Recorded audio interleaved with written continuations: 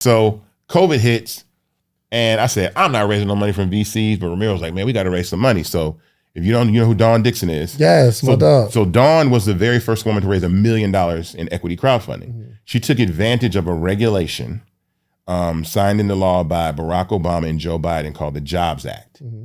And so the Jobs Act was legislation that allowed people to raise capital for their businesses from the general public. Yeah. Here's the biggest scam of all time, ladies and gentlemen. In about 1933, they came up with a term called an accredited investor. Yes. That means to protect the general public from squandering their wealth on bad investments. Or making money. Yeah, right. Make bad investments. You have to make $200,000 a year for 2 consecutive years or have a net worth of $1 million in 1933. That ain't even got nothing to do with color. Right. It's classism. It's like right after the Great Depression. Doesn't matter, right? So the IBMs of the world and the Microsofts and the Apples were all funded by already rich people that had the first chance to invest, right? That's an accredited investor. One of the seed investors in Uber is a guy named Orrin Michaels. He put $5,000 into Uber in 2010. $5,000. When the company went public in 2019, how much was this $5,000 worth? Trillions. 24 million. You know how many street dudes I know with 5Gs? Yeah, 100%. Me and 10 of my friends could have got together and put 500 apiece and walk away with $2.4 million. Goodness gracious. But again, it's illegal. But it's not illegal for us to buy $5,000 worth of lottery tickets or go gamble in Vegas and spend $5,000. Talk about it. So Barack Obama said, no, we're going to put this law that we're wiping the accredited investor rule out. And you can raise up to $1 million from anybody that wants to invest in your company. They can have stock in it. And so Dawn was the first person to do that. And she taught me the strategy of raising capital. She was another person that helped me.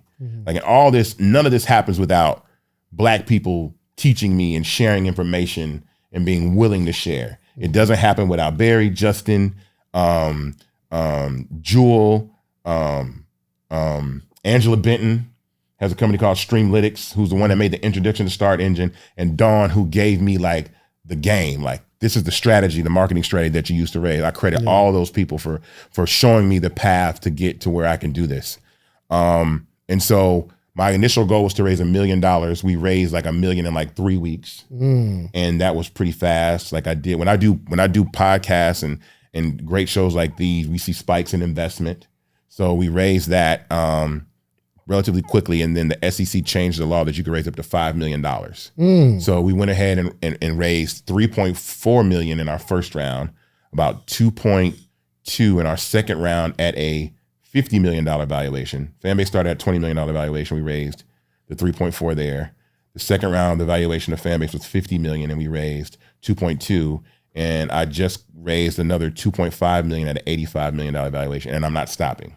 So your company is worth 85 million. Yeah, it's valued at 85. Valued at 85 million. Right. And so what that does is we have about 13,000 investors, but they all own part of the company, and most of them are young, Black, older, Black. Tell you how mad I invest. Black people. It's not too late. It's not too late. No, you can invest today. So because the last round was so successful that we it's called oversubscribed. We had about $600,000 of extra investment. And I said, since this is the last one of these I'm doing, because at some point you have to raise $10-20 million from venture capital. Yes. But the difference is now, as the label, I'm the independent artist that sold $8.5 million worth of shares out the trunk of his car. You can't give me the bull. Yeah. You can't give me just a basic deal. Like, here's 25% of your company for $200,000. Right. You can't do that. Now it's leverage.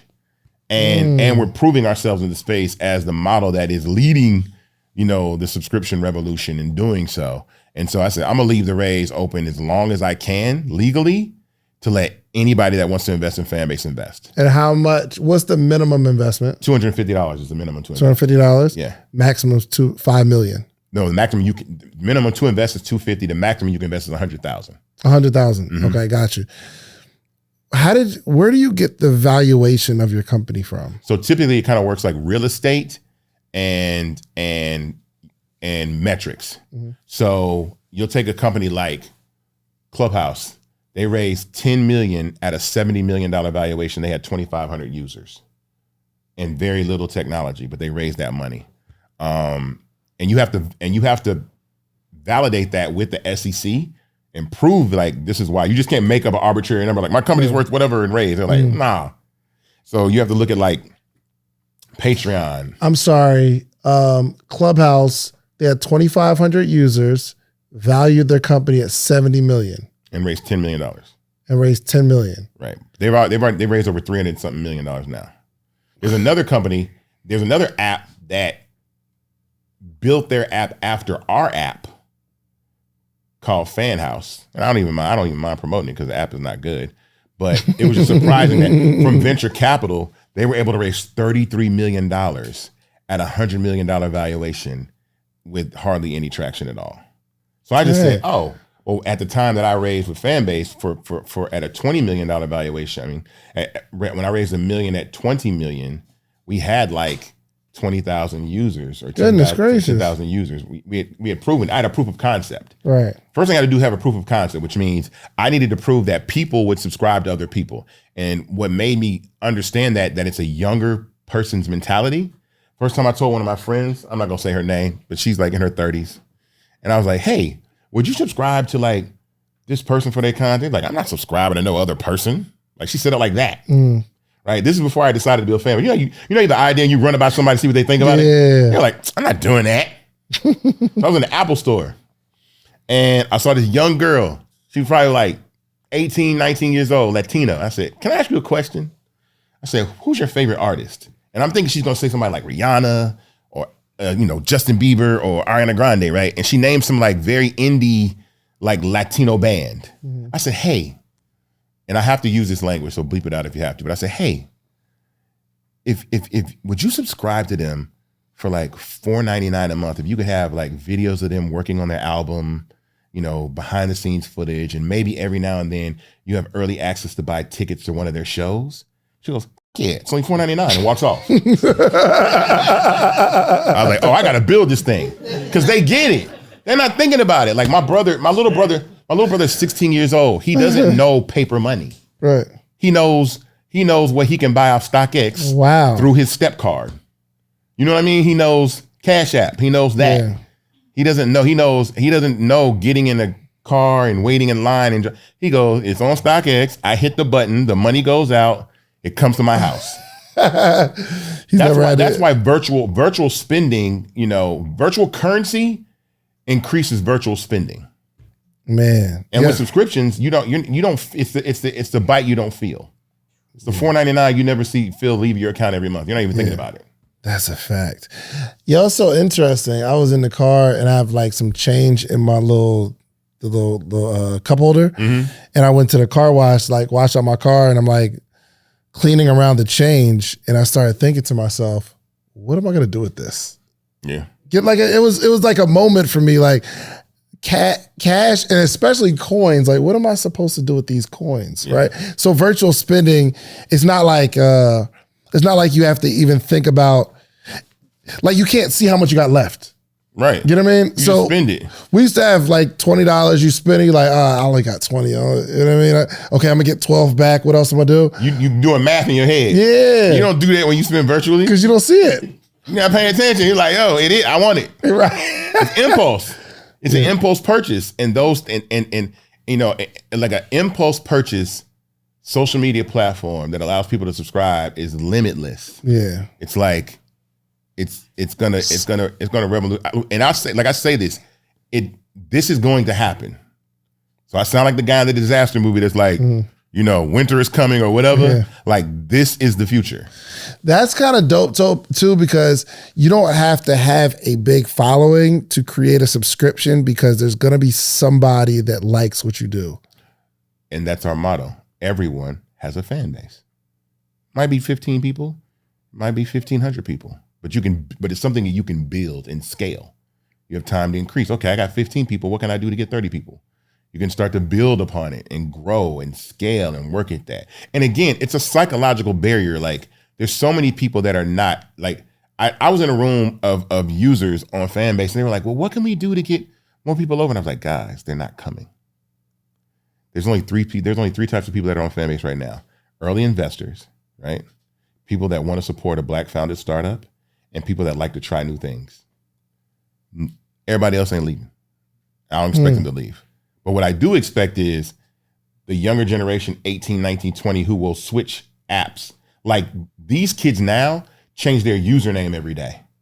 They'll wipe their profile clean. Really? Yeah, they're not attacked because it's about the content of them. It's not about building memories. It's not it's not about that. Or building a brand that But just, I mean, when you on Facebook, you still got college photos on your Facebook page. 100%. Right. These kids don't care about that.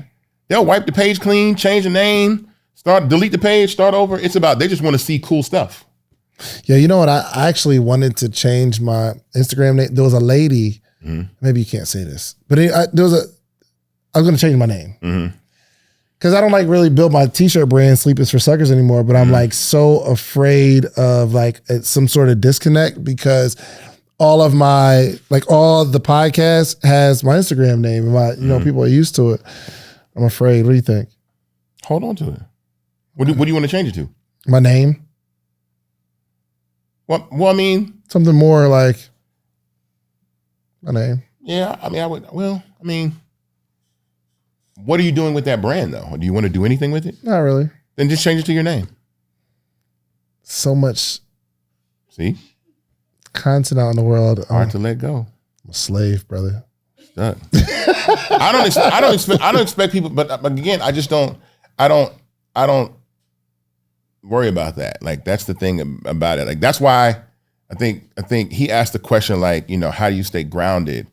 And I tell people all the time, like, you have to look at human beings. I don't get offended by the decisions that people make. I don't take it personal because we're binary people. It makes us who we are. For every decision that I make, someone's going to disagree with you. It has to be that way. Yeah. I was in a room. I was talking to DJ Vaughn, who's Lotto's DJ yesterday. We were having a conversation. They get it. But I was like, what is the scientific equivalent of hate? What is hate? Like, what's a hater? Someone that stops you from trying to do what you're trying to do. Yes. It's a force against you, right? Yes. So gravity is hate. That's a fact. If we didn't have gravity, we'd be just like jello blobs floating around. We wouldn't have muscles. We wouldn't have all these things that make us strong because we wouldn't have a need for them. So you need hate. You need people hating on you. You need something pushing against you to make you stronger. You have to have it. It's a necessity. It's the yin and the yang. It's important. That's a clip. Okay. You know what I'm saying? It's important. It just makes it what it is. It's like it's the force opposing against you that makes you stronger. Without it, it's like you just walk out into traffic, get hit by cars, stick your hand in fire and burn, and it has to be something against it. So when people are like, oh, I don't like Fanbase and I'm not using it, I'm not jumping there and like, I'm like, that decision has to be made. People have to have the freedom of choice. So I don't take it personal. I'm out of that. Like again, I said, I hate to say that I'm not an emotional person. I just lead with logic. Yeah. I'd rather lead with logic than emotion. It helps my decision making. But I mean, you do have to be thinking of like, how can I'm sure some influencers hit you like, yo, bro, I'll be the brand ambassador. Cut me in. Yeah. You got any like that? We do, but there's a couple things that make sense about that and don't make sense about that. One, we're far past the era of spokesmanship. It's over. Is it? Spokesmanship is dead. Influence over spokesmanship. Meaning like the person that slaps their name on the product never sells. You're right. It used to be if Jay-Z wore your t-shirt, you're an instant millionaire. Here's the crazy part. This is so funny. In like 2006, 2007, Jay-Z said, we off that Chris, we own that Ace of Spade. Yeah. I guarantee it was 10 years before people even knew who owned the company. He just sold it. Like $250 million. I seen studios with gold bottles everywhere. Yeah. Y'all don't even know he owned it. If he told you he owned it, y'all wouldn't have bought it. 100%. It's not as good. It's not Cristal. Yeah. No. He influenced you to buy that. Yeah. He said, I'm rich, famous. This is the premium champagne that I drink. And then everybody went and bought it. And it's like, I owned the company the whole time. That's influence. Spokesmanship, people gonna hate on that. So that's why I'm not really into spokesmanship. I'm into influence. Right. But how would you structure a deal? I'm asking for a friend. I mean, equity is always a conversation, but this is what tends to happen with equity. People aren't realistic about what equity is worth. the value, right? People are like, oh yeah, I'll do it. I want 5% of the company. I'm like, fam, I know Fanbase is $100 billion company. I'm not giving you 5% of anything. Yeah. You know what I'm saying? Right. Like, I think at max, LeBron made like $35 million off the Beats deal. Cool. We can do that. we can work out where when we exit an IPO and or whatever the eventuality of what happens with the company, you can do that. But 5% of $100 billion is? Yeah. You know, and I put that value like, you think Fanbase? I was like, at one point, Facebook had a market cap of $900 billion. ByteDance is a privately held company. They're valued at like $400 billion. They're privately held. I said, oh yeah, Fanbase, if that's the case, with monetization, the way Fanbase is easily $100 billion company. Yeah. That's what I mean by holding on to it before. Nobody knows what's going to happen. I could sell or could get sold, but what I'm saying is my intent is to never sell until I'm at maximum value. Got you. So have you done some deals with people that make sense in terms of, and here's the other part, have they continued to promote? Because everybody's excited in the front when you first do the deal. No, and I really haven't asked people to do that because the money's there for you. You're leaving it on the table anyway. Yeah. I told you, if you're not monetizing your content today right now, you're just wasting, you're losing money. Every single day, every single person, you're losing money right now.